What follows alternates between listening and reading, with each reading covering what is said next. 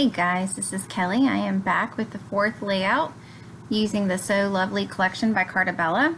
And I just had on the screen there my inspiration. Paige Evans is the queen of the square punch. And when I saw that chevron layout, I really liked it, and I thought maybe that would be a great way for me to use some of these papers, especially the busier background paper, the one with all of the different color chevrons going across, or not chevrons, arrows. So I decided that I wanted to try it, and I started doing this before I was recording just because I wanted to make sure that I thought I was going to like it, and I really did. So I went ahead and just went with this. I'm not sure exactly how many squares you need to cut out.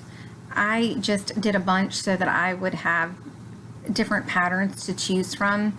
When doing this, for me, I wanted to be able to butt up patterns that weren't the same piece of paper or weren't the same pattern.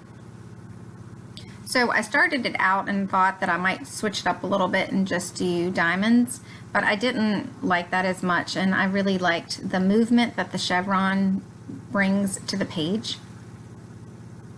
So I'm not going to bore you with watching all of the rows be put on. It is a little bit of a time-consuming process just because, you know, switching things around, moving them, adhering them, and I ended up sewing them down as well.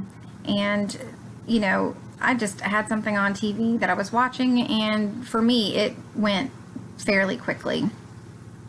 One tip, though, is when you are using adhesive, use something that is a little bit stronger than a temporary adhesive, unless your temporary adhesive is really tacky. My chevrons moved a little bit when I was sewing the chevrons down, and I thought I was going to go crazy because, you know, I'm having my layout with the needle down and the pieces are being moved, and trying to glue the piece or temporarily adhere the piece while it's still on the machine is not fun.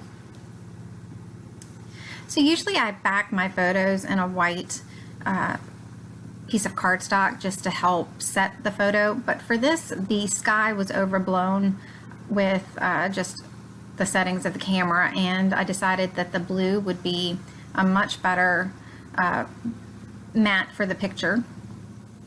And I also went through the chevrons and I wrinkled up the edges of the ones that I could. I couldn't get all of them wrinkled up because, you know, with that sewing machine fiasco, I ended up using wet glue just to keep them down, and on some of them the wet glue was just on the sides of the chevron, and I couldn't without tearing. But for the ones that I could get ruffled up, I did. And I also like that because it creates a little bit of a shadow underneath and just brings more movement to the page. So I decided to bring in some doilies, and I'm trying to figure out the right size. So you will see me go back and forth amongst several, and I even pulled out this really old, I think it's from Fancy Pants, and it was like a coffee filter, but I thought the pinked edge would work pretty well, but it just wasn't the right size. So this photo is from this past summer, and there's a lot of hidden depth in this layout. And my mom was diagnosed with dementia a couple of years ago, and it's just been an incredibly hard journey for her, and, you know, for us as a family. And you know, because who wants to acknowledge that their mind's just not as sharp as it used to be? And when I looked at this picture that my husband took of us over the summer, it floored me because her face has changed.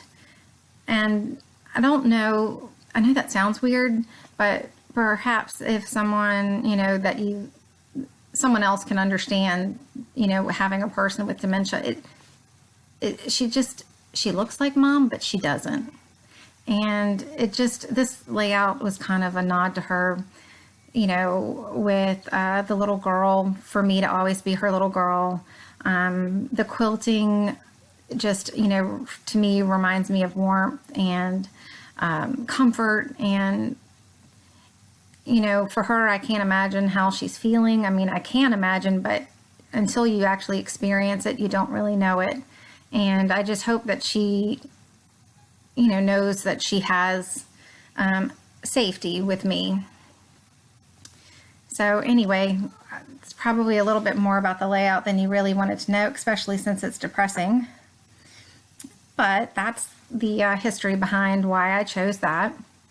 And I ultimately decided to use 2 of the doilies, and for a couple of reasons. One, it was going to help ground that cluster. 2, it was going to help house my title and possible journaling. I wasn't quite sure where I wanted to put that yet.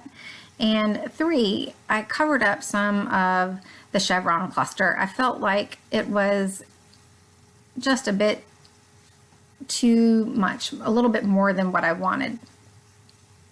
So the chevrons did not go across the entire length of the page like I thought they would, with them being 1 inch, but I guess you take it on the side, or maybe my cutting is a little bit different. But so I went ahead and trimmed it down, and then just wanted to back it.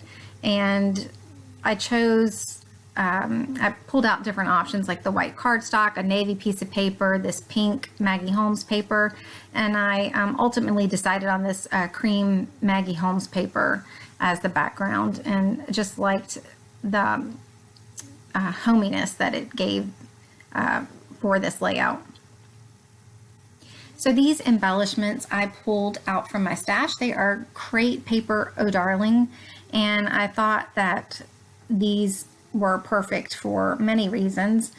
First of all, with the journaling and the theme of this layout for me, of course, I'll always be your little girl. So I knew that I had this little girl in the ephemera, and I wanted to use that on this page just because, I like things when they make sense, but also when they're used unexpectedly. A lot of people would use that little girl on a page with a little girl.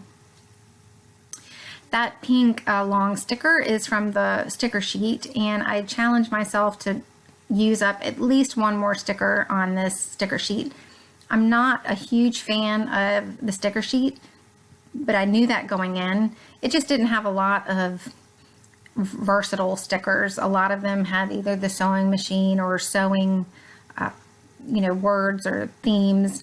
And, that was my goal, and I did it, and I was happy with that.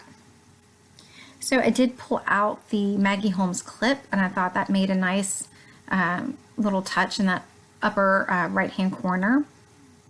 And you will just see me move around little bits and pieces, just trying to, put things behind the photo, cluster it in a way that it wasn't overwhelming and that it didn't take away from anything else on the page. And I will say that I didn't show this on camera, but you will be able to see this in the end.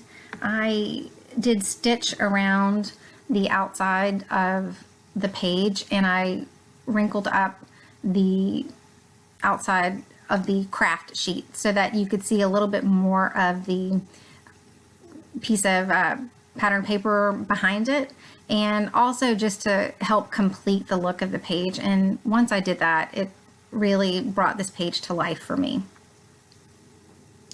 So these Maggie Holmes they're like little, I guess, journaling cards, or that little blue ticket. It's like a Post-it note, and I'm not sure how many are on that, but I really like that because it makes for a very easy layer in either your cluster or behind your photos.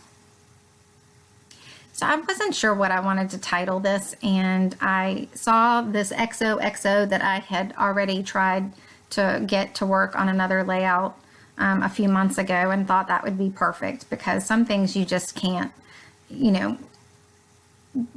you just can't come up with an appropriate title. And that just says it all right there. And I liked the way that the gold just kind of brought the craft a little bit more into play with this.